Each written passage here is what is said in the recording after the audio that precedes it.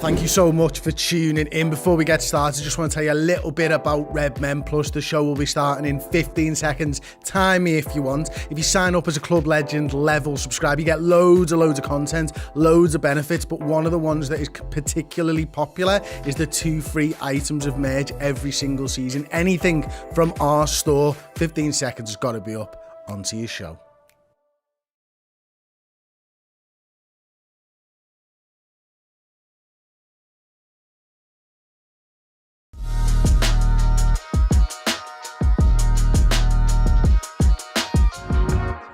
Hey everyone, it is the Redmen podcast. We're doing this on a Monday because the footy got cancelled, and Chris and I are heading off to LA and Vegas on tour with Cop Connect and the Ragamuffins and Mark Kenny and Bruce Grobbelaar and Ronnie Whelan. So we thought we'd squeeze this in, much to the annoyance of Steve, who wanted to do some actual work this morning. Loser.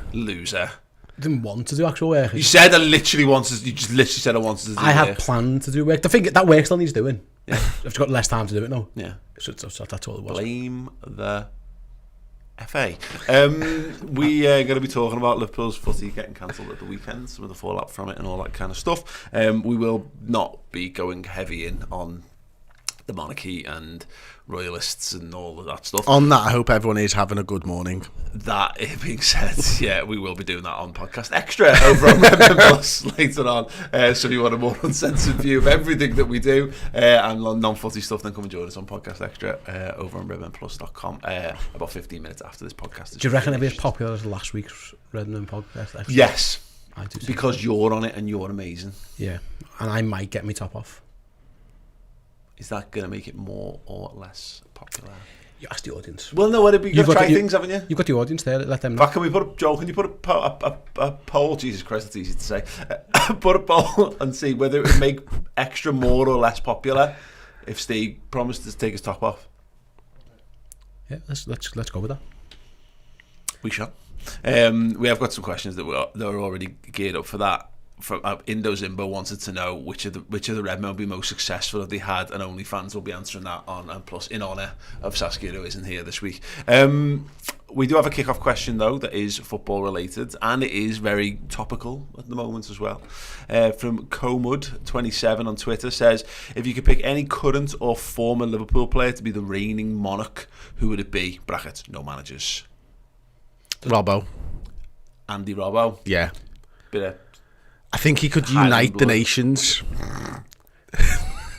Yeah, I don't think the monarchy is Robbo's bag. I'll be honest with you. Yeah. Which is exactly the point. Unless he's Catholic and Protestant at the same time. I don't think, he's absolutely fine. He'll be absolutely fine. Yeah.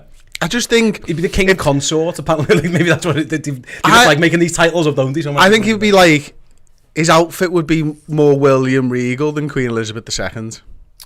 Okay, like little trunks. Yeah, and a crown with a big cape. Trunks, I should say. Big trunks, oversized wrestling undies, like black boots. Yeah, sort of cape, crown. Job's a good one. None of this messing around. You don't need anything more, do you? I think James Milner would make a good monarch. Yeah, but he'd actually do it properly. Yeah, I'm here for the banter, not for the... Oh, right, okay, so you'll go more down the hilarious route. Yeah. Well, I don't think Chris was being serious, I'll be honest. I thought that path was well trodden already. I maybe just thrown shade at Chris' joke there as well, accidentally, like, apologies. Sad. Okay, yeah, cool. Gone who's more hilarious than Andy Robbo in Big Trunk? Joel Matip in Big Trunk. Anyone who's not English is hilarious. Yeah. And he's also German as well. So he follows the bloodline. Yeah, he follows the bloodline. He's a German who doesn't identify as German. Yeah, he fits perfectly in. Yeah, I mean, we couldn't even have like a black princess without the Daily Mail kicking off. Imagine having a black king, German king. Yeah, perfect. Yeah. Oh, England might implode. Cameroon. It might implode England. We said we weren't going in on the monarchy. We haven't, have we? We haven't. We've got on the people who don't do it. Yeah. Oh, and royalists. No, listen, fill your boots if it's for you. But imagine that coronation, but it's like it's Joel Matip. Like waving at he would absolutely have a staff of some description, Joel. Yeah. And he'd move his own little trail away. He wouldn't make someone else do it. Yeah. Like a prick. Yeah. So yeah.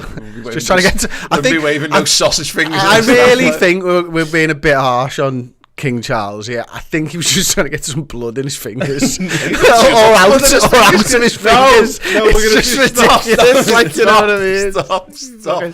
So, funnily enough, I went back on the MXP YouTube channel the other day. I was going to try and put something in the community tab and it wouldn't work, so I left it. But I looked at what the most recent comments were, and the video that still gets comments to this day Tommy is Tommy Robinson getting milkshaked where we rip the piss out of him, and it's still people going like, watch out, Tommy's about. And all that is he though? Is he in this country? No he's not. He's not even in.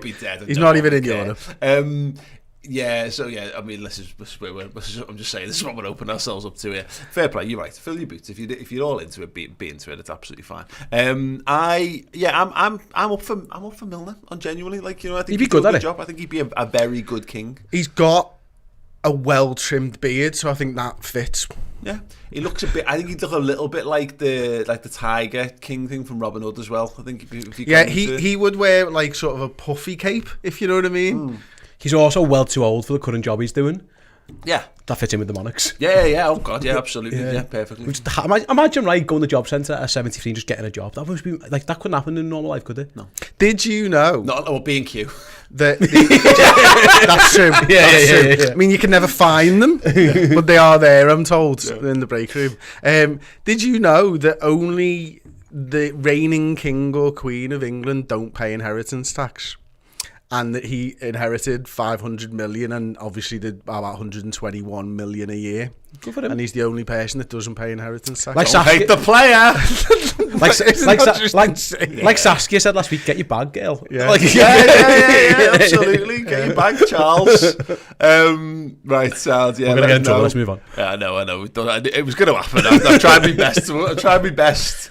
Tried my best to keep it. It was fine. We were respectful. Yeah. 200 points. Do we want to know how the poll's going? No. Would you be more or less likely to watch Podcast Extra if Steve took his top off? More likely, 60%. Get in, Steve. I mean, I wanted a bigger margin, but I'll take it. I mean, optimistically, Steve. Yeah, listen. 60% is 62% now. Perfect. That is a whopping margin, let's be perfectly honest. I'm like Flanders, I've said this before, underneath the shirt, it looks deceiving, it's just ripped. Yeah. Like Mo Salah. Or needs Mo salad. One or the other. one or the other. Yeah, absolutely. Right, sound. Yeah, in fact, there's Adam McKevitt saying, Steve, get your top off, mate. There we go. Absolutely. Gonna have to head over to Redmen Plus if you want to see Steve take his top off. Apparently, I'm not sure how we ended up. I'm not going to, but I just wanted to. I could if the option was there that people wanted it. Well, but if people are signing up now, Steve, because of that, if you're heading over to redmenplus.com right now to sign up in anticipation of Steve's nipples on Extra. I mean, look, the QR code. I mean, get a fucking life if that's there's so much porn on the internet. Yeah, no, but it's the forbidden fruit, isn't it? You know what I mean? Like it's like pay Jack nude. I remember that was a thing. Being selective. You can whatever gets you there. Whore nudes. That does probably exist. Don't Google that. It's not safe for work. Do not Google that. Right. On the spelling. Sound. Okay, cool. We're going to be talking about what was going on at the weekend and a little bit of the fallout and why the footy ends up getting cancelled when a number of other sports, Tory sports, stayed on. Sick of the cricket slander. Yeah, it is though. We're going to take a very, very short break and then we'll return with that. Hey, do you like amazing Liverpool signed stuff, memorabilia, things that you can hang on the wall of your bedroom, your living room, your man cave, your woman cave, wherever you want? Well, we've got an amazing competition to win a signed Steve McMahon and Ronnie Whelan Liverpool 88-89 away shirt. Yes, you heard that all right, as many words as it was. If you want to be in with a chance of winning this competition, it's the last few days to enter. You've got to head to redmenplus.com. If you're an existing Club Captain subscriber, upgrade your subscription to Club Legend, or if you just want to come in from the cold straight to Club Legend level, then your name will be in the hat for that amazing, incredible, unique, one in the world type prize. Each and every month we give away amazing stuff like this, and you will be in that each and every month as a Club Legend subscriber on redmenplus.com, as well as a whole host of amazing extras like the content that we give you. And as a Club Legend, you get free merchandise discount codes, first refusal on Redmen live event tickets, and access to our Club Legend Discord chat as well. So yeah, boss stuff and a chance to win boss prizes. Head over to redmenplus.com and get involved. Hey, yes, go over to redmenplus.com, as mentioned, to see Steve's nipples on Extra. But also, if you join as a Club Legend, you get entered into amazing prize draws each and every month for incredible, unique signed Liverpool memorabilia, including a signed Ronnie Whelan and Steve McMahon away shirt from 89. Boss. Right. Yeah, look, the footy got cancelled. We kind of knew it was coming. Everyone became experts on royal death protocol for a few hours there, Chris. That was it. What was the paper that did the London Bridges falling out? The Guardian one from 2017. Yeah, everyone reread that. Reread? Yeah. All right. Read for the first time. Oh really? Did you not read that before? No. Oh, that was, yeah. I thought that went big. It went big a few years ago. Like, I thought everyone had read that then. But because it was fascinating read. It was a bit. I felt a bit crass. But it was very much, and we had, I'm sure our WhatsApp groups were the only WhatsApp groups like this, of like, it's a bit sad someone's died and all that kind of stuff, but can someone let us know what's going on with the footy? But yeah, the footy got cancelled. Make it make sense, Paul. Yeah. Like, it just doesn't make sense for me. I mean, pay your respects, by all means, that nothing wrong with that. You know, ultimately a person died, a person who's lived their life in the public spotlight, whether you agree or disagree with the monarchy. You know, I don't think anybody can say she didn't serve the country, and I think she did in her own way within the confines of what the monarchy in England is able to do. But cancelling the football just seemed a bit mad, and it was cancelling the grassroots, it was cancelling all that type of stuff that just made, and when everything else seemed to just go ahead regardless. I mean, I don't know whether there was any truth in Eton playing Windsor or whatever, you know, I haven't fact checked those tweets because be arsed, but like, if that's the case, why? It was just a bit bizarre. It's like, I don't know anyone genuinely who was mourning. Like, my mum's a royalist. She is. She always has been. Yeah. You know, she likes the monarchy. Oh yeah, my mother-in-law's got like Princess Diana plates on her walls. Yeah, that's fine. You be you. You know what I mean? But like, even her, she was a bit sad. She wasn't mourning like the loss of a family member. Yeah. You know, so there was no reason to halt normal life other than the Premier League got a bit scared about what football fans were going to do, which is precisely the problem with how football has been policed for Liverpool fans over the last few months. It is being scared of what football fans could do, not what they actually do. Yeah, I watch cricket obviously, don't I? And they played. They wanted to play. They played. They done minute silence. Done national anthem. I get it because, listen, there probably would have been fans up and down the country. I think Hearts played the game and someone kicked off during the minute silence on that one, shouting things like, the issue you got there is, if you're saying, well, they're going to... Can I solve this issue? Don't fucking televise them in silence. Yep. Or just... is that not a simple way of getting over the fears? Because there is, you know, how many times over the last few months have we seen Boris Johnson get booed? I saw something when King Charles got booed the other day. You know, was that in Edinburgh? There was like people were booing God Save the Queen, God Save the King. God Save the King. Just don't televise it. What's this need to actually showcase everything all of the time? There isn't any point. Just go to a freaking advert break if you're scared of it. There's a couple of things as well as that, like, they're gonna, whenever football starts, they're going to have to do something. So you're just kicking the can down the road. That's and you're going to make people more cross and more. You can just do minutes applause.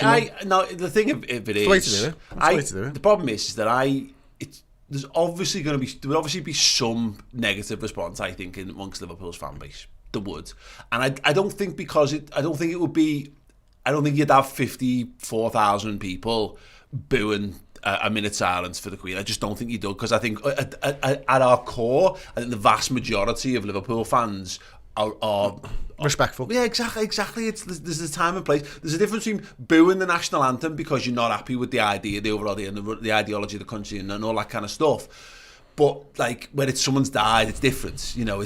But there would be a core of Liverpool fans who don't understand the difference because, and I said this to someone the other day. This is why you've got Liverpool fell foul to COVID deniers and that kind of stuff, is because you've got a generation who was raised on don't listen to a word the Conservatives say, never trust a Tory, and then we had to say, oh no, actually do trust the Tories because they're telling us a sensible thing to do and that kind of stuff. And there's a bunch of people who've been indoctrinated so heavily into that they don't have enough wiggle room in their understanding to change. So there absolutely would have been people kicking up a fuss, but nothing like the full scale because it's different, and you're right, it's annoying that we don't get the opportunity to show, look, we don't care, we're not fans of the monarchy, we're particular fans of the Queen en masse, but there's a difference in being respectful and making a political I don't point. think it was just Liverpool though as well. I think no, but all I'm saying is I don't give a shit about anyone else. Is there? And you also don't understand each other's fan bases in the same way that you only understand your own sort of fan base, and also, or the like, large majority of. You can imagine like it wouldn't have went down well at Celtic, for example. You know, there's just and we know these things,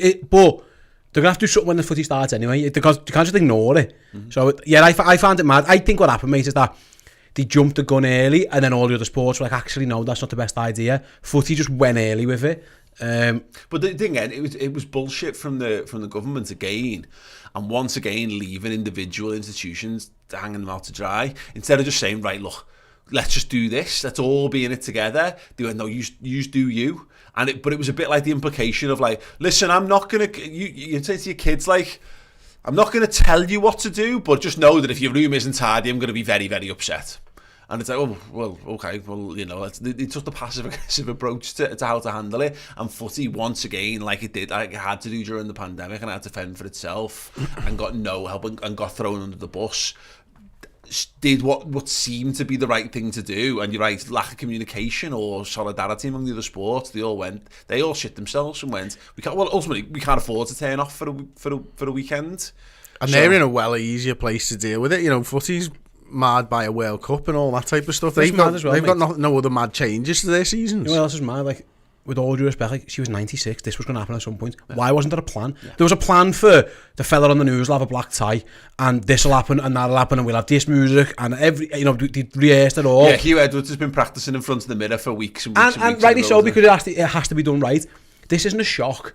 This isn't, you know what I mean? Like, we knew that at some point in the next 4 years, probably this was going to happen. Yeah. There should have been a plan, right? If the Queen dies, here's how everything acts. Because I know for a fact I've got mates who work in like radio who knew what they had it planned out already. There's protocol. Everything was protocol, so it would have been right. Here's what happens. Here's what we do. It was the fact that everyone went, oh, panic, and like I saw some people, and there's some footy fans who go, you know what, it was the right thing to do, and that's up to them. Like, I disagree, because what happened was some sports went, and you mentioned before, you made a joke about the Tory sport thing, and I get it, but like footy and boxing got cancelled, rugby union, cricket. To a lesser extent, rugby league is different, but like horse racing carried on the next day. It felt a bit like we can't trust them, we can't trust the boxing crowd, or we can't trust the footy crowd. But the problem with that is that it comes from the people who run them sports. Yeah. They don't trust themselves, their own fans. And then to knock it down to your under nines footy first game of the season's cancelled is a joke. It become a farce. And like I say, would there have been some kickoffs at some places? Maybe the problem might have. There's a million ways around it. You don't have to play the national anthem if you don't want to. You don't have to. You can do a minute's applause if you're worried about it. Like, that's how that first started. And that's how we've come to deal with these things. That's why the minute silence is like pardon the pun, but it's a dying breed of an approach. Because one person can ruin a minute silence. Exactly, because there's no point, because you just got, and because of mobile phones and all that kind of stuff. It happened to Heart. I don't know if you've seen that video. Someone at Heart was in the crowd shouting something. They played on the night or the night after, I think, because Europa games, same as United and West Ham, were forced to play as well, or asked to play. So yeah, it can happen. But I don't know. I think basically they've shit themselves. They've took what they think's the easy. We had obviously Martin Ziegler on, didn't he? And he said the same thing. Basically, they've jumped the gun. They've thought this is the right thing to do. Fair enough if that's what they thought it was the right thing to do.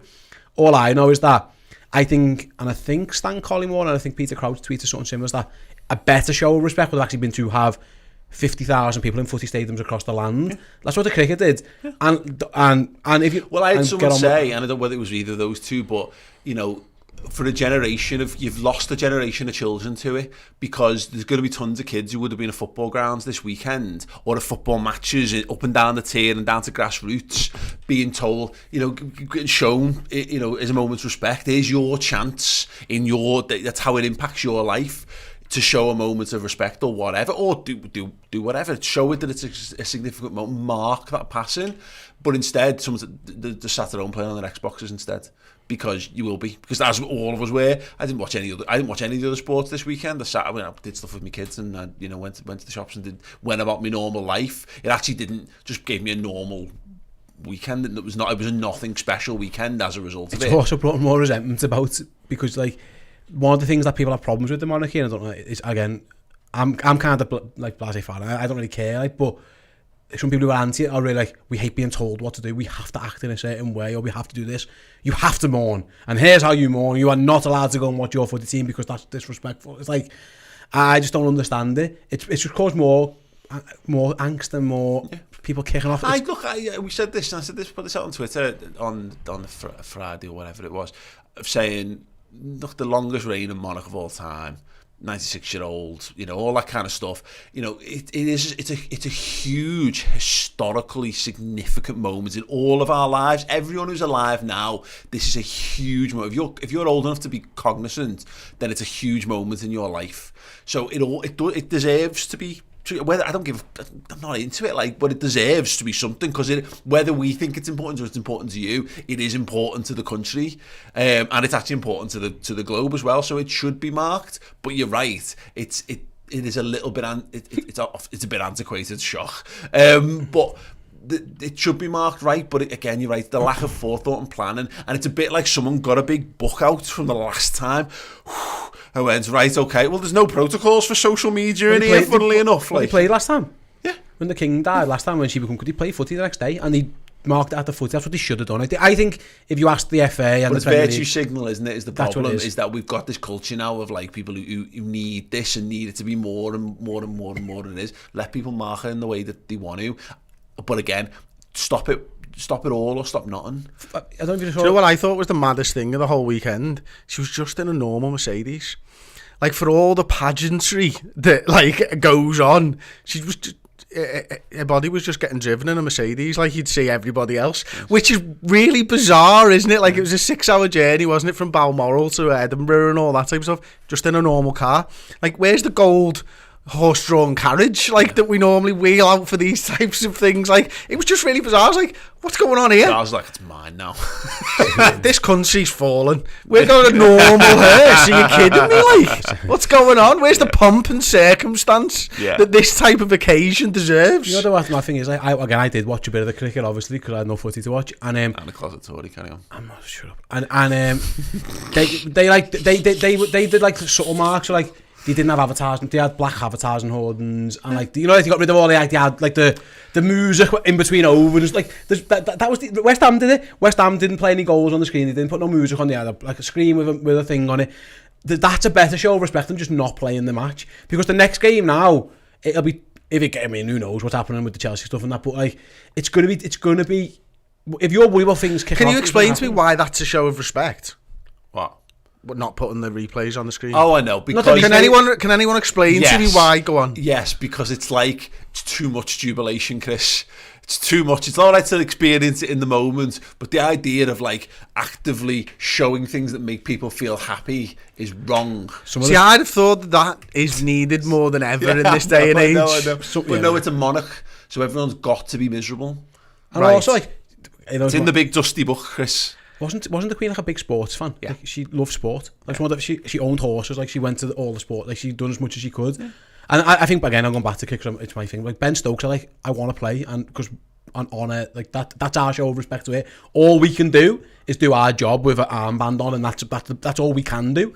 And yeah, I think you're right. I think they've just shit themselves, and they thought, well, in case it does kick off, or in case whatever, or in case we're going to get criticised because footy gets enough, we're just going to knock it on the head.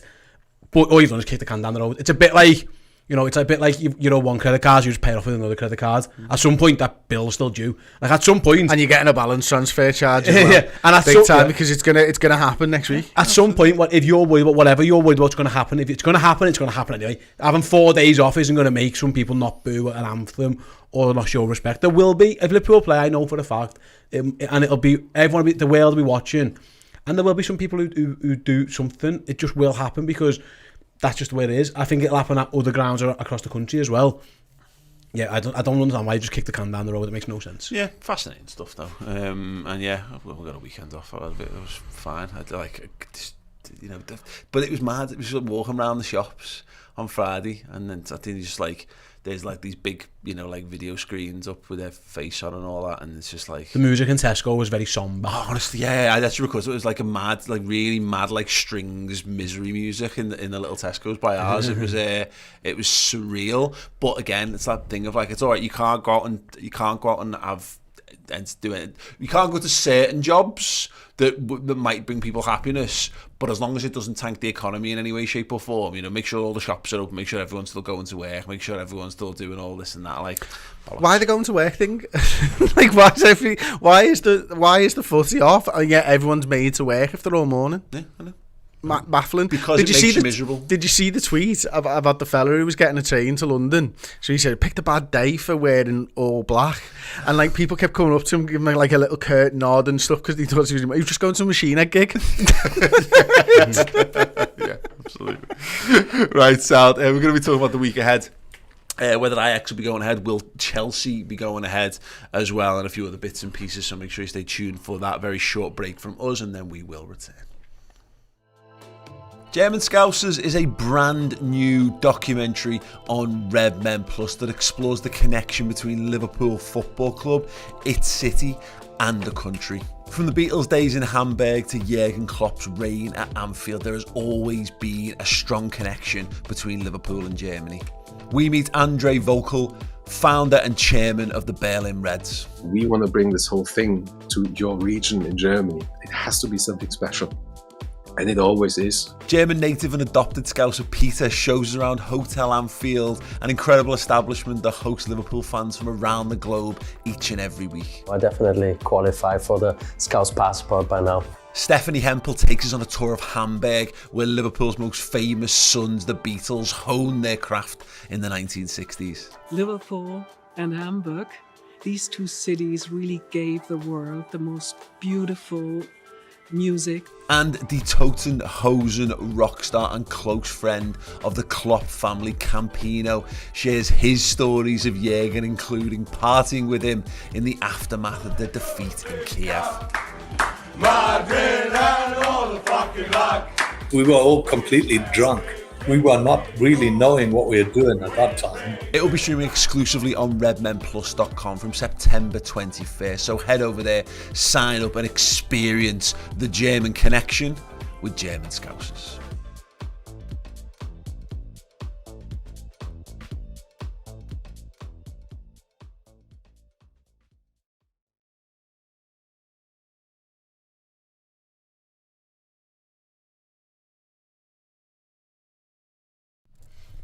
Hey everyone, welcome back to the podcast. If you, it's just on the screen. If you listen to this, none of this will make any sense, and I deeply apologise. But Steve's basically cocked the telly up in between us, and Chris is frantically sorting it. He's doing a great job as well. Right, we're going to discuss Ajax, which is due to be played on Tuesday, and then the Chelsea game. And what happens to that at the weekend as well. I am still joined by Steve. I'm still joined by Chris. Seamless. How did you do that? I had my phone plugged into the telly to charge it, and then took it out and pulled the USB stick with the potentially with the graphics on. It's all good. It's great. As long as no one noticed, Smooth. We didn't. We brushed over it well. Yeah, I thought so. Steve, looks like Ajax. I mean, it's Monday. The game's Tuesday. Surely that's going to go ahead at this point. You say that. I wouldn't. Who knows? I did feel massive. We didn't mention this on the previous one, but we got a couple of tweets in from people over the weekend who would come over to Liverpool. Travelled from afar to come and see Liverpool play this weekend, and that's the real sort of seen cost of all of this. Yeah, we should mention that earlier. Actually, it's a big point that we kind of glossed over. But I had a mate who was coming up from London. He was going to park outside ours. He'd bought his son for his birthday present, that kind of stuff. We mentioned the local businesses. Like I saw Home Big saying like we've got like X amount of pies that we have to sell now that we ain't going to sell. All this kind of thing, you know. People who are 0 hour contract hours who just lost that wage, and if Chelsea gets called off, maybe that's the thing, is that was the hidden cost almost of it. But yeah, it looks like as it stands, who knows, but it looks like it's going ahead, and it should go ahead. Like UEFA made Man United and West Ham play on that day, so I can't imagine why it wouldn't. Obviously the weekend is more of a doubt, which, see, that makes sense to me. I understand the weekend one. It's London, it's the day before the state funeral, and it's about a mile away from Buckingham Palace. Policing and I understand all of that. That makes sense. It's why they should have played Wolves. What they should have done, the Premier League, is say, actually, play this weekend and we'll have the weekend. It's genuinely like they never looked at they didn't look down the line. I mean, all of us, because it was always like the funeral was always likely to be, if not exactly when it is, within a day or two of so it's 9 days, isn't it? There is protocol for that. Exactly. It was just genuinely like they didn't, because this is the thing about the sport and integrity side of things is, you know, the fact that the London games are the ones in the most doubt as a result of it. So, you know, boo-hoo to everyone who's got a game in and around London that's probably going to end up not getting played, but everyone else can crack on. You know, it's just, it's my... The one point I want to make on, I didn't get a chance to make in the first half, what really did my head in, I was talking to you about this at the weekend today, it's the knock-on impact of all this stuff, Chris. When Steve mentions that the 0 hour contracts and all the people who couldn't go to work as a result of it, the food bank stuff really got me, because so like the monarch dies, she hands her multi-million billion estate over to her son, who assumes that mantle, and then they gently order people towards this period of mourning, which means football gets cancelled, which means, so like the food bank truck that's normally outside Anfield, which normally, you know, you've then got 50,000 odd people who can go and drop food off, they don't have that as a result of it. So that's like potentially, you know, hundreds and hundreds and hundreds of items of food that have now been taken away from people who most need it in our region. So Liverpool step up and donate all of the food that was going to go to waste to that, and then they end up giving that out. And it just got the whole thing just got me the consideration that a billionaire dies and the poorest people in their country end up worse off as a result of it. It's the whole thing, and that's why I found really hard to swallow around the whole thing. It stinks, because you know, all that speech, and Charles spoke really well actually when he is like, you know, his stuff, and we played a lot of Queen Elizabeth stuff's been played in over the last few days, and she spoke brilliantly about this thing about, you know, people talking about reigning being alongside all the people. I don't think the King's got any concept of what a food bank is, or what actually the stupid knock-on to him, stupid little knock-on impacts are. And it's all about it's the headline stuff, it's the gold and the glamour and the team in masses crowding around crying, and not the actual real people that got fucked. And that's, again, footy's just a pastime, but it's got an ecosystem around it that helps local normal people survive. That really did my head in about and it's not right, is it? But it's the way, and it's nothing to do with the monarch in this instance, or the monarchy in this instance. It's all down to the government. The government have put in place sort of no types of safety nets or whatsoever, such that the little man, essentially, or the little people, are sorting themselves out and trying to help their own communities where they can. And unfortunately, until the communities stop doing it, the government won't do anything about it. But you can't stop doing it because the government aren't helping them, and that's just the problem, isn't it? You know, and you know, we know 12 years ago there was a handful of food banks in this country, and now there's more than there is McDonald's in the country. You know, and that's just incredibly negligent on one half, but I think it's also planned on another half, that this is the way that it is going to go, and they'll put their arms around each other and they'll raise each other up, these little people. Because we always have done. The working class have always looked after each other and those less fortunate than themselves, but it's not replicated at the top of the pyramid by any stretch, is it? And it's unfortunate that those are the people that it does impact, and not just in the short term. This could have repercussions for the next 3, 4, 5, 6 months. And that there's no way, there's no getting back from that. You can't, even in the game's rearranged, it doesn't make up for a shortfall now. And it doesn't make up for money now for people who were on these 0-hour contracts who are heading into a cost of living crisis with the highest bills that the country's ever seen by comparison to their wages.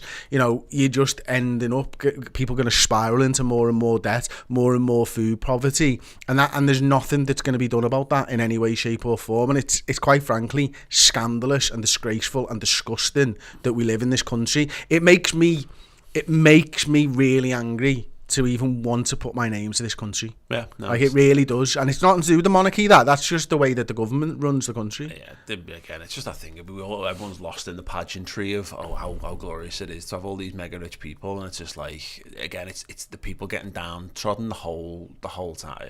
Judgment the wall. Anyway, the fans supporting food banks did a brilliant job. They ended up going to the bombed out church on like a wet Friday night or whatever to hand food out to people who needed it. And again, this is where we're at. It's a piss take. But if you want to help out, at Food Banks on Twitter, if you want to get more on them and ways to help out, obviously. If the Ajax game goes ahead, they will be back on Flagpole Corner again, as they always are. So if you do want to help donate, but yeah, it just highlighted. I just thought it was just another one of those wonderful dichotomies of this country where you've got all this stuff going on at the top end, all down south, you know, where all gathering around Buckingham Palace. Look at the shiny gold. Look at the shiny gold. Ignore the poverty everywhere else. Ajax. Well, anyway, back to the footy. Ajax is going to go ahead. I can't see a world where it doesn't. But the weekend stuff is the tough one. Just in terms of Liverpool, then I don't know. We were joking in the office this morning about how there's definitely an alternate reality where, in a 9 months' time, whereas Liverpool fans are celebrating Liverpool winning the league or winning the Champions League or doing something mad because having 2 games of footy off allowed us to reboot our season a little bit, Steve. Now, of course, again, there'll be no more excuses left if that's the case, but there is a little thing that's been kind of going amongst us all of like, Liverpool aren't in great form. They've got a ton of injuries.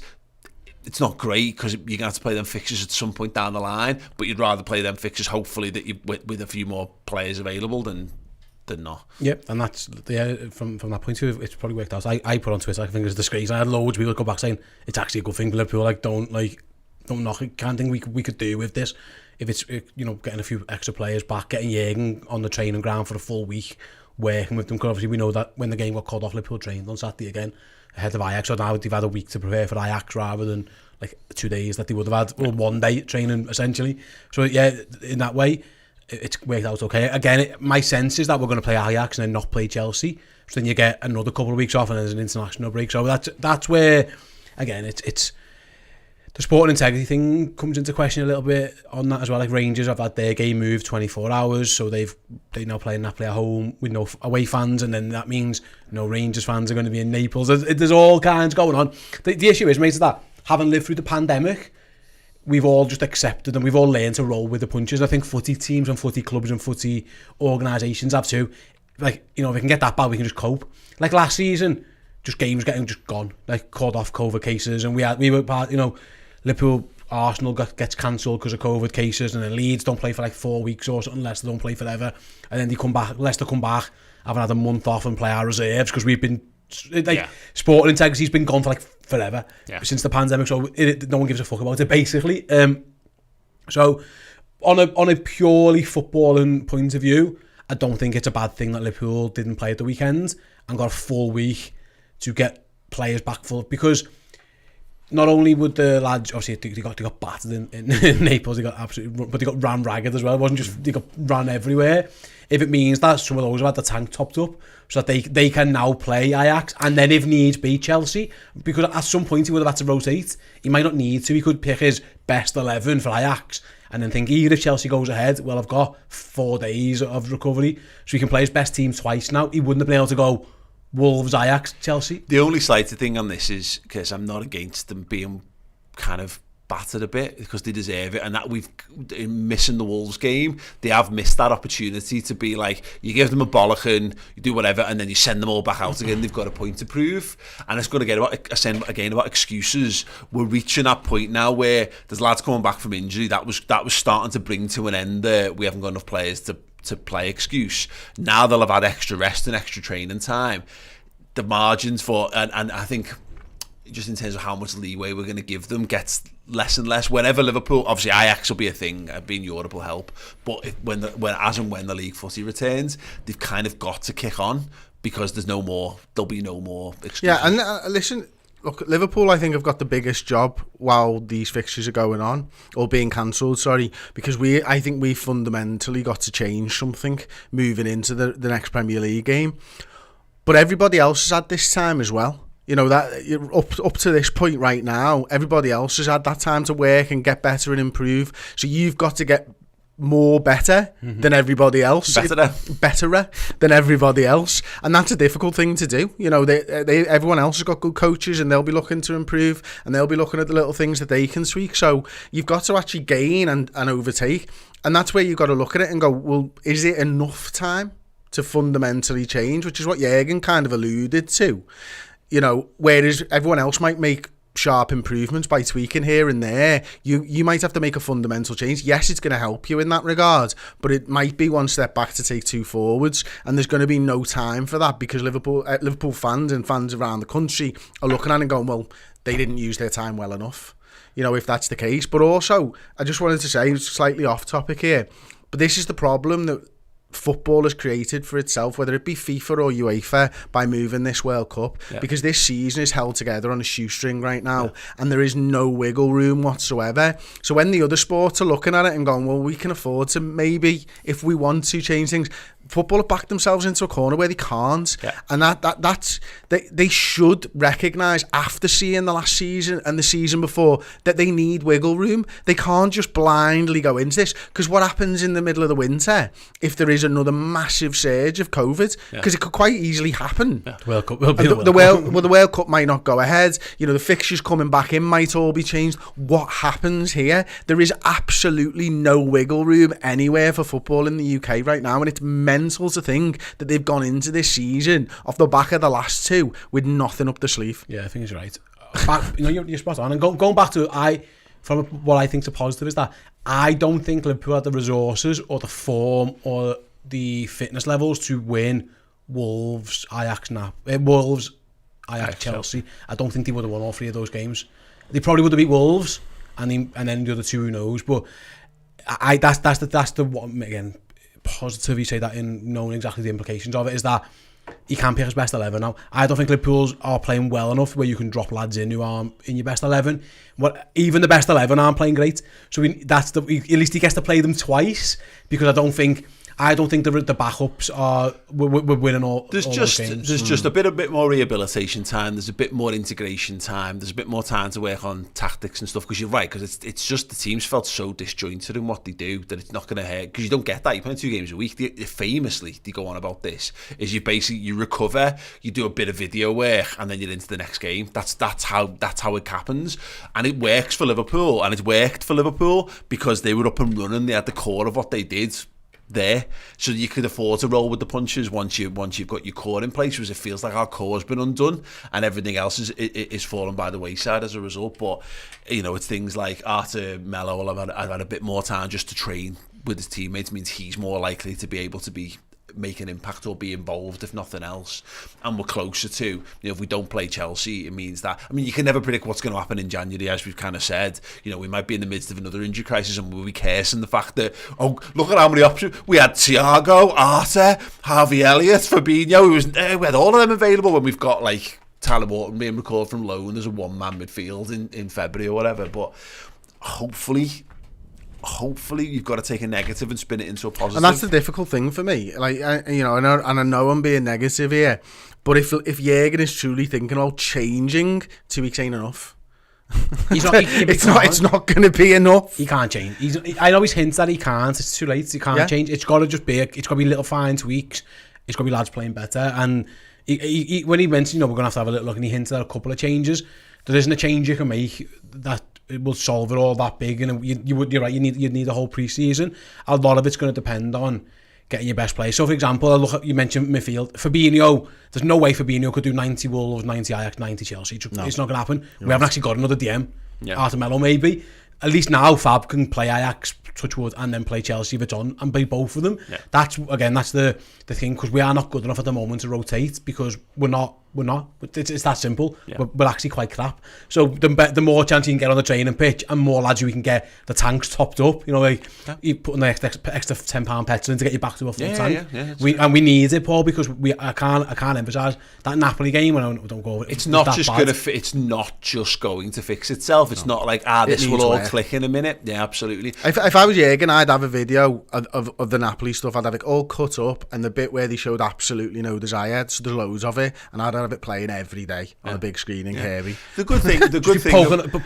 Why aren't you running? You know that running you didn't do there. Fucking run now. The good thing is, and you know, I thought Thiago led the way big time with the Napoli stuff when he comes in, and it was like it was everything you realise. I remember when we signed Jose Enrique, and this is a funny example of it, but we'd had a wilderness of left backs for so long, and it wasn't like Jose Enrique was a world class left back, but he was a left back. He was competent. He was a competent left back, and it was like, wow, it was stark when he started playing in there. We had Albert Riera played left wing for us. Like, holy shit, a left-footed left midfielder playing for Liverpool. Wow, this is great. Look how this works. Look at the width. I mean, but like Thiago is a streets away from all that, but the second he came in that game against Napoli, albeit the game state's not how it would be from the start, did everything that you need to do in a midfield for Liverpool and showed you everything that our midfield's not been doing. But it's not just the midfield, it's every single, almost to a man, every single player in the squad. Thiago came in and played like you'd expect. The other 10 aren't. Yeah. That's a major concern. Apart from maybe Alisson Becker, you know, Harvey Elliott's doing what you expect him to do. But like Trent Alexander-Arnold, Virgil van Dijk, Joe Gomez, James Milner, Jordan Henderson. I know he didn't. You know, he's not involved in that game. Fabinho. Yeah. These lads, they just need to play like the players that they actually are. Yeah. That's all we're asking. We're not asking for an evolution here. Yeah. We just want them to play like they can. There's something about and it's mad that this needs to happen, but it's standards, isn't it? Yeah. You know what I mean? What you need to look around. It's what Andy Robertson was talking about post match. You know, when you get in trouble, your mate's meant to help you out, and there wasn't enough of that happening. Having Thiago on there, it's just another lad but it helps that he's the best footballer we've got, and he's out there doing it all. And you shouldn't need it, but I said this before, like Trent's phenomenal, but Jordan Henderson bollocks him through football matches a lot of the time. You know what I mean? Not like 90 minutes of Jordan Henderson in your ear, but like a handful of times a game, Jordan will just flip on Trent for not doing quite what he's meant to do. When you take a few of them out the side, it does just start to undercut everything that you're doing. Thiago being back, and just from an ability level, one, but also when your best footballer is tearing into tackles and do it. James Milner's been doing it, but without the technique and obviously the legs to do it at the level that we need anymore.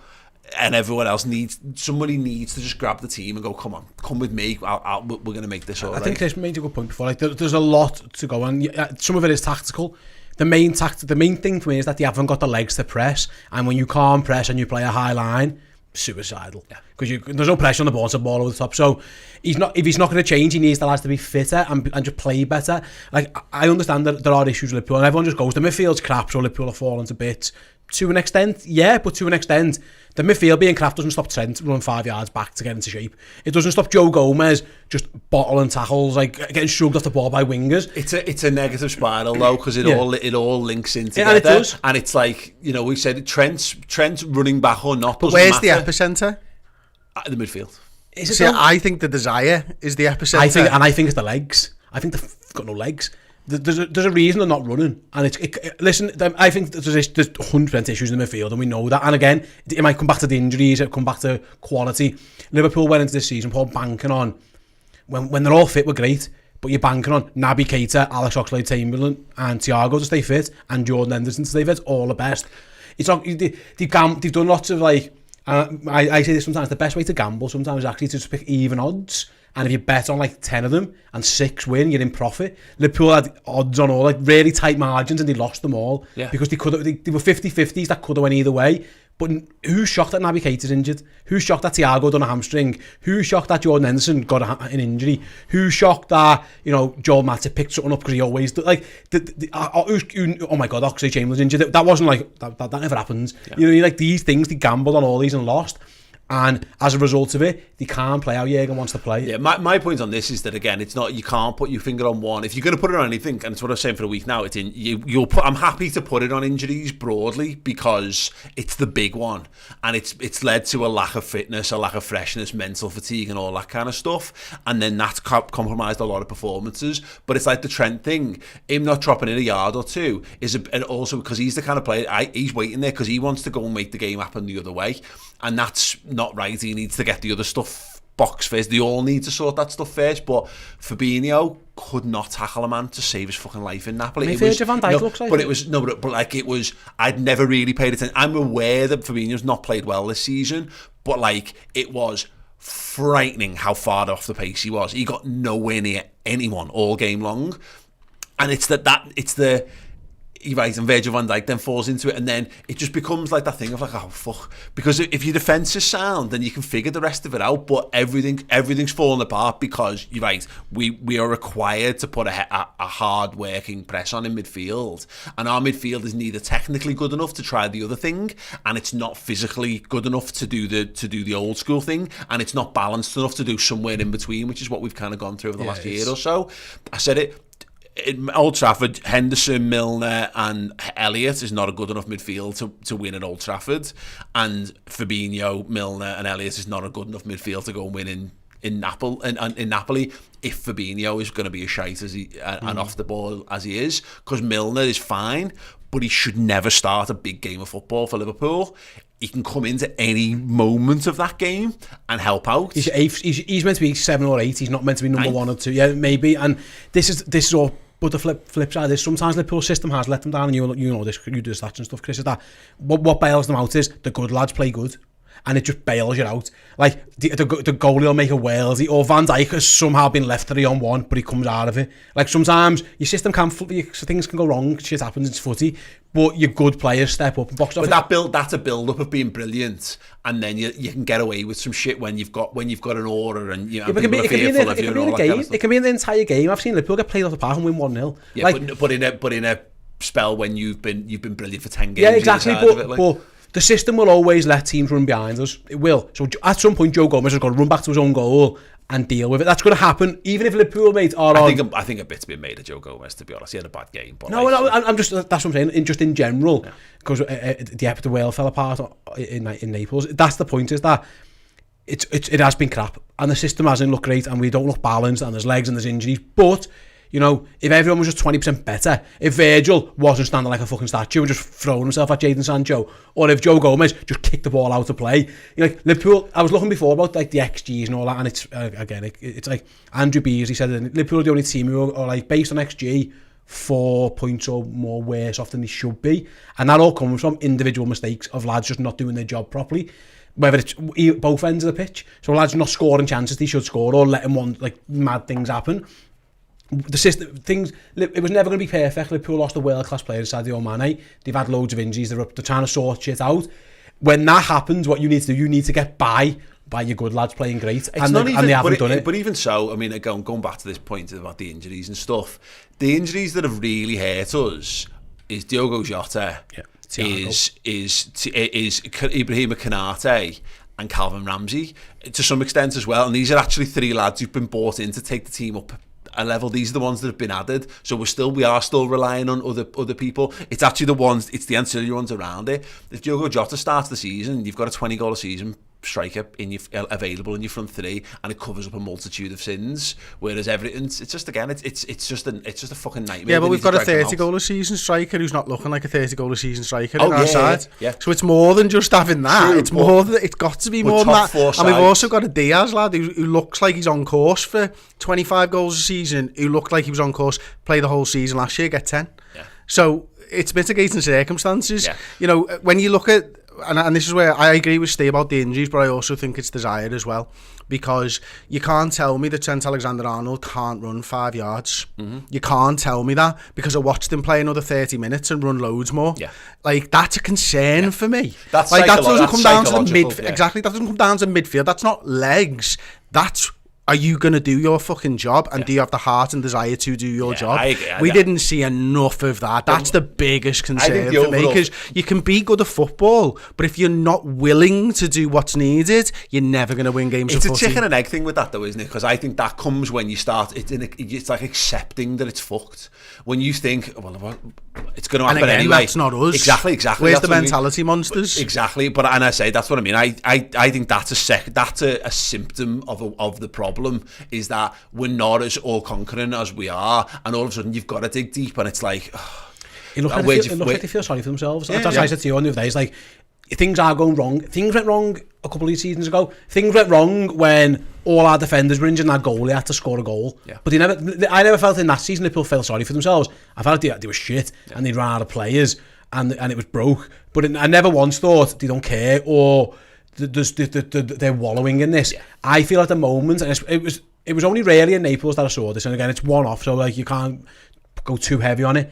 They look like they felt sorry for themselves. They look like... We said this all along. You can any of the games that Liverpool have lost and drawn, you'll draw or we lose in Napoli all the time. Every single season, they're the games you lose and draw. They're just normally spread out, but the problem is when they're combined, then that leads to a negative spiral that you've then got to drag yourself out of. If you spread them out over the season, who's arsed? No one even pays attention to it. But when it's combined, it's bad form, and it looks like you're a bad team. It looks like everything's fucked. Just on the Jota point, to get in the top 4, you need one goal scorer. You need one 25-goal season forward to get you up there. If you want to cement a top 4 place and push for the title, you need at least 2. And now the only times Liverpool have come close to a title, they've had 2. And actually, because of City, if you want to win the league, you actually need 3. And at the moment, we've got Salah, who's ticking along okay. But when you've got the one guy who's your one goal scorer, it makes you very easy to nullify. Everything else has just been... Again, this is the problem, is that we can go through all that. That's one point. I don't think it's the be all and end all, but we'd have probably been slightly better off if we just. It's like literally, if we just had Jota, we probably would be slightly better off than we are, and that probably then has a knock-on effect to the defence. Go, we got away with that one. We don't need all the reliances on us. But in years gone by, the defence has done its job, and if the goals haven't gone in, it's a bit like, fucking the attack needs to sort itself out. Whereas now the rest of the team is being let down by the defensive issues, like the defence is playing shite, the fullbacks are playing shite, the DM's playing shite, the midfielders are and then the attack haven't got a platform on which to build. I don't know whether I can agree with that, mate, because it could quite easily have happened that Jota just plays as shit as the rest of them. Yeah, but it's less like. You would have sat here at the start of the season and told me Van Dijk, Trent, Matip, Gomez, Fabinho, Henderson, they wouldn't all be shit, but they are. Yeah, and also just to put a bow on it, tough shit. He's injured. Yeah, fucking run. No, exactly. And I'm not. What I'm saying is, we could do any of this. We could go through any one of these positions. Ultimately, the only thing that's probably the reason behind it is injuries, and everything else is an offshoot. I see. You say it is, but then it's not, because I get it to an extent. The injuries that doesn't excuse some of the shit we've seen. It just doesn't. No, there's no saying excuse. But if you're looking for where the root cause of all this comes from, if Liverpool had a fully strength, or more available players, it's likely that they just got better control in football matches. I think whereas what you're seeing there is, it's a lot of lads giving shit up because, and we've all been there. I've been saying this for weeks. You see it in 5-a-sides, and you just think either we're throwing too many men forward to attack because everyone's gone, fuck defender, I'm going to go and try and win this game for us. And then back the other end, you've got lads who aren't getting back into shape because they're thinking, he'll sort that out and I'm here to start the counter-attack. Or even worse than that, the next stage is, fuck it, who gives a shit? Well, this game's gone now. We've lost this game. It's beyond our control. And that there's got to be a trigger and reason for that. That hasn't just come about. That hasn't just gone. No. They haven't just decided that they don't give a shit anymore. There's psychological factors have led to that. Also, in my point of view, it comes down to the summer transfer window. You've gambled on that. It doesn't. Again, I went back to the names. There is no surprise of those lads being injured. So what happens is you get one or two lads who are infrequently injured. So we haven't seen Kanate injured before. Jota has. Like, Jota's been injured a lot, Thiago's been injured a lot, Chamberlain's been injured a lot, Kite's been injured a lot, Curtis Jones has been injured a lot, Jordan Henderson's been injured. They've all been injured before. Yeah, but they're never injured at the same time. Yeah, but it doesn't matter. No, I know, Steve, but I can, just to play devil's advocate on it, we've had them players for fucking years. Jordan Henderson played more minutes. I think Jota, Keita, Ox, Jones, they have Matip. They've all been injured at the same time. It does, and like what he's done wrong is that they gambled on 3 midfielders, for example, 4 because Jones, in fact 5 Henderson because they're often injured, and you've gambled on all 5 and they've all got injured. There's no surprise they got the summer wrong in that. Jürgen admitted it, and this isn't me slagging him off because he's literally come out and said. And by the way, I totally agree. But I mean, also it's fucking September. What's the fucking point of but this again? But you're saying root causes of it is that now what they're doing now is Artemelo is like the saviour. Yeah. Fucking hell. Yeah. He's a lad who couldn't get a game for you. Like, and Harvey Elliott. The saviour should have been the lad. It should have been when Schumann didn't do it. Right, who's next? Yeah, and he's admitted this isn't me slagging. Well, it is. But yeah, I know. Look again. We do this every year. It's more often than not we get away with it. And I'm not saying we shouldn't have gone more. Of course, we just do it. Just go and buy more footballers. Fucking obviously. But again, whatever. Like I can't. This is how we do it, isn't it? You know what I mean? But I think that the point that I'm sort of driving towards very slowly is you're still going to have these injury problems through the season. Yeah. It's how you react to these that it actually tells you whether you're a good side or not. Not bitching and whinging about the summer transfer window. Not bitching and whinging about whether you've got players available or you haven't. You've got to come up with a plan, or they've got to come up with a plan of how they're going to win footy matches. And that's what we're going to see over the next couple of weeks. What that plan is, what Jürgen meant by alluding to, do we need a change? Or what is the change that he was alluding to? Like, that's what we need to find out. And that, unfortunately, we've got to wait for games for. Yeah. And in the meantime, we'll fill it with vacant shit that we think in between those games. Well, that's it. We're right back here again, aren't we? This is where we were 2 seasons ago, where we know what the problem is. And again, whether it's the fault of the transfer window or not, it actually doesn't matter. The fault is that there's too many injured players have undercut a lot of what we do. And then the lads are tired. Yeah, exactly. The lads don't look like they give a shit. Yeah, and the lads are playing very, very poorly. Yeah, and then you can focus on all the million things that, and everyone's got their own hot take on it. But it's like they just need to find a way to win football matches. But that's the problem. Is that I said this is that I think they've tried, but they need to take a more pragmatic approach and go game by game, and how do we drag these lads down on this one particular match. But again, the odds of you beating teams with some of the players that we've had to throw out for 90 minutes, and then the 90 minutes. See, I'm not having that. We've had Bobby Firmino, we've had Mo Salah, we've had Luis Diaz. These are all lads that have won. The team that played the other day, other than James Milner, you could argue is one of Liverpool's best 11s. You could play a Champions League final, take James Milner off for Thiago, and that team could play a Champions League final. Yeah. It could. Yeah. It really could. It just could, because you've got your £90 million striker up front when he's on. You've got your two superstar wingers, your DM, your arguably 2 of your 3 best centre-halves. I'm happy. Gomez is good. So I'm not having that, like, Liverpool can't do that, because that's bollocks for me, is that they're just all playing shit. And there's a million reasons why they are playing shit, and we get it. But ultimately, it's not our job to do that. It's their job, and it's Jürgen's job to fix it. Yeah. And I'm with you. I can't see a quick fix other than if it is mental and someone just gets in their head and says, right, that's just fucking bottom out. I referenced when United got battered by Brentford. That was like bottom out. We just go from here. It doesn't get worse than that. We'll make a couple of changes. So Matip will play the next game. Gomez has been bombed out. Matip will play. He might go back to Firmino up front. Whatever little tweaks here and there. But ultimately, it's like saying to Bruno Fernandes, fucking shape up. Yeah, no, exactly. And that's the thing. The senior lads need to go and to dig themselves out of the hole, whatever that looks like. Yeah. They just do. That is what it is, and it's infuriating, because you'd love it to be like a snap your fingers moment. But again, once these players are going to continue to get injured throughout the season, and that's actually not just the midfield lads. Jota's now not had the pre-season, so the odds of him picking up more niggling injuries as the season go on, etc., etc., etc. It is Trent what it needs is. Rest, Fabinho needs rest. These lads are going to break down at some point. That's it. There's a reason by, and again, it goes back to the Trent Alexander-Arnold stuff. He's a lightning rod for stuff, because he always has been. But we've been able to rotate Andy Robertson, and we've not been able to rotate Trent. There's the 3 players who played the most minutes for us this season are the goalies, Salah and Trent, and Van Dijk, sorry.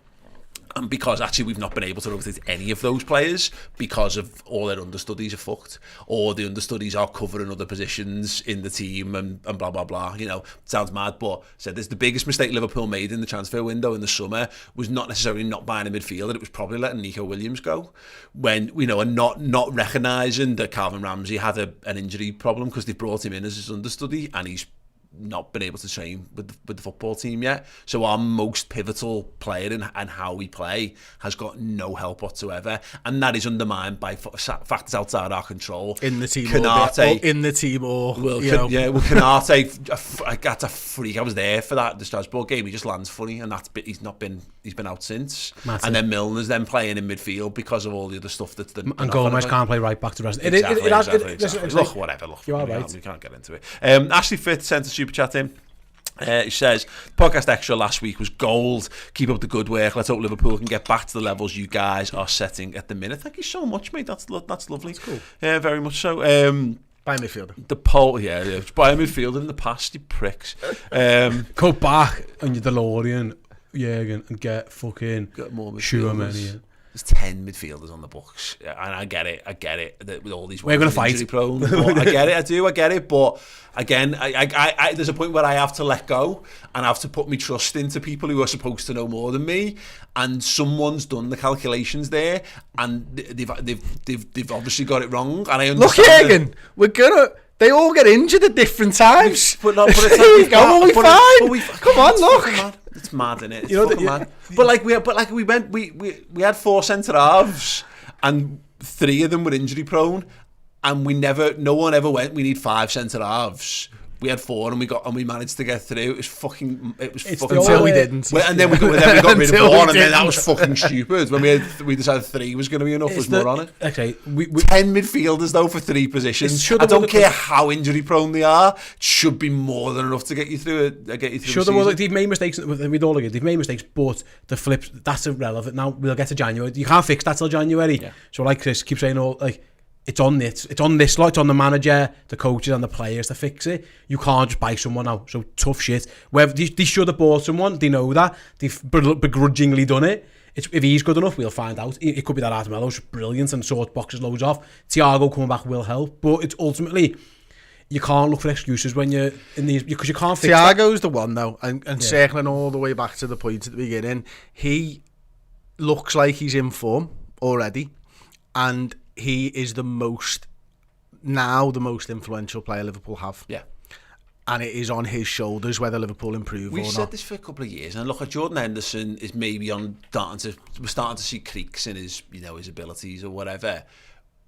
We've always been a better team with Jordan Henderson in that midfield. That team has been built in Jordan Henderson's image because he's Jurgen Klopp on the pitch. And we said in the Champions League winning season, title winning season, we always played better with him in the midfield. And it's not necessarily it's because he doesn't score loads of goals, he doesn't get loads of assists, and it's not just about running around. It is leadership on the pitch. It's guys who, when you're in the shit, you turn to and look. And at the moment, you're right, when a couple of lads, even great players can have off days and can struggle mentally. It's Jordan Henderson very rarely struggles mentally in football games, and Thiago very rarely struggles mentally. James Milner very rarely struggles mentally in football games, but unfortunately now James Milner's wearing the captain's armband for Liverpool on the pitch at 37. I'd actually disagree with that point about Milner. I think Milner is one of the best vice captains or captains a football club can have, but I actually don't think he's a good captain on the field. I think he can set standards by being on the field, but sometimes he can go a little bit too much and too hard, and he did that in Naples, to be quite honest with you. Stupid yellow card. And Jordan wouldn't do that. Yeah. And Jordan doesn't do that. Jordan keeps it calm and keeps everyone's standards up without having to play mad tackles like that and pick up yellow cards. And he's just, again, this is the thing where we'll never know.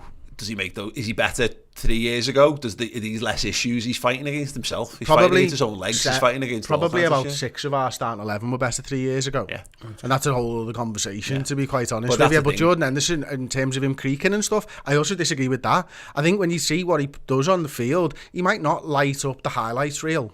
That doesn't matter. It's about putting points on the board, and Hendo historically has put points on the board for us when he's in the side, and that's what matters. The same with Gini Wijnaldum. Still a big miss to this day. These lads are not going to be. This is the thing, and this is where what transition happens, and you're left with this sometimes where certain players are out. Trent Alexander-Arnold, all this talk about him being a future Liverpool captain, well, we're going to see that in the next couple of weeks, whether he's capable of being that or not. You know, is he prepared to dig in and do the dirty work and build from that? Because I think he's trying to be Steven Gerrard. I think he's trying to be the guy that wins the games of football for us. And I know, look, he's not expected to defend and all that, but I think it's like, I said this the other week, our back four, our back five, including the DM, need to get that shit box first, put your hard yards in, make us solid first and foremost, and then earn the right to go and be the guy who has back to the chicken and the egg though, because if the front three don't press, the back four are fucked. So like that's what I mean. And that question before, what's the epicenter? All three of us disagreed. Like if the Jürgen doesn't know what the epicenter is, you can't solve the fucking issue. So let's hope he does. It has to be the midfield, and it has to be because the front three, we've got great players in the front three. You are, whether Bobby Firmino's on the way down or whatever, is still, he doesn't need to be faster. He doesn't, you know, his brain hasn't gone. He's actually contributing really well in football games by and large. We've pretty much got our best back five, or a variation on our best back five with the goalie, our best DMs in there. Maybe it's the other, maybe it's him being knackered. I don't know. We're just going around the same. Just win a game of football, Liverpool, and then you know what? Win the one that follows it, and the one after that, and the one after that, and then let's talk. I like that. Do that. Do what he said. Yeah, it's a good plan. More from us, Podcast Extra. The poll results sit at: would you be more or less likely to watch Podcast Extra if Steve took his top off? More likely 57%, so the less likely's reined it in a little bit. We're going to be live in about 15 minutes after this podcast finishes over on redmenplus.com with Podcast Extra.